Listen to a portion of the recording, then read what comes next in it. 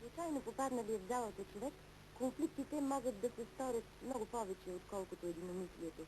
Но вижте повратния момент от срещата с съдийките. До сега Нешка и момичета бяха една срещу друга.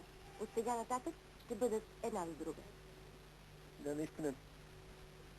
И ние забелязахме, че от това последно контролно състезание преди Виена и нататъка нямаше вече караници.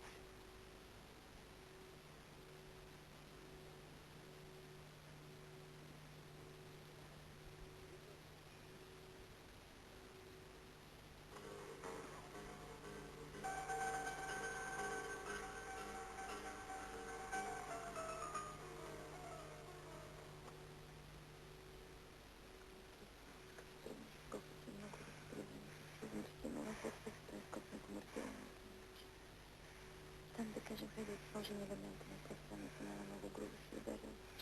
Много грубо се ударил в кръв. И там, много... Ами, какво става? Изхвърлям ли? И сам изключих. Защо? Мислих си за падяното и изобщо забравих за ръката.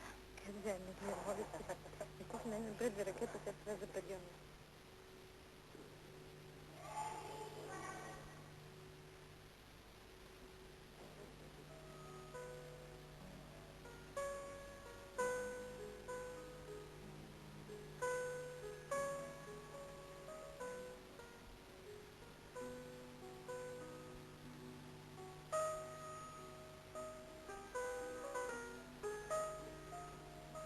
Само трябваше да го остане с избирате, съвсем да изприш.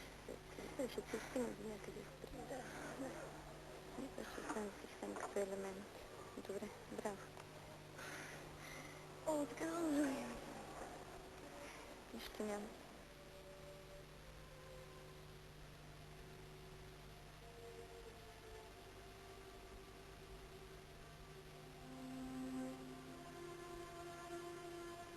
Добре, добре, днес.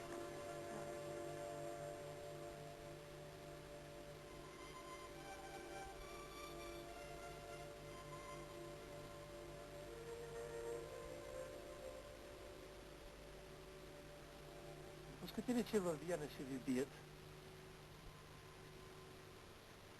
Вие не допускате ли, ще ни бият? Защо? Защото до година ще има дебютантки, ако тия дебютантки започнат на разрушена основа, ще им бъде невероятно трудно. Ние сме в такова положение в момента, че те трябва да изпълнят цяло композицията, всичко, цялата трудност, да го изпълнят чисто като че ли играят най-лекото съчетание, артистично като че ли нищо не правят. И без никаква грешка. И тогава се съмнявам пък. Няма друга треньорка, която всеки път да се явява с нещо ново, което да знае, че може да бъде сринато.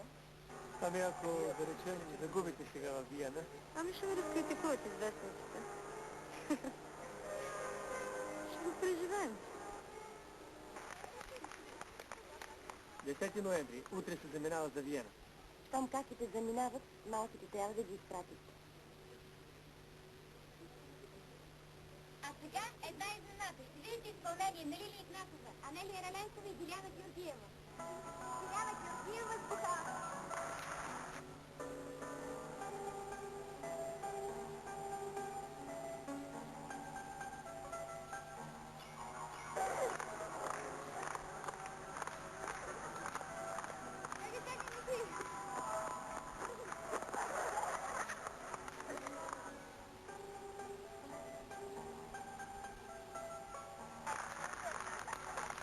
Анелия Раленкова, изпълнение с образ.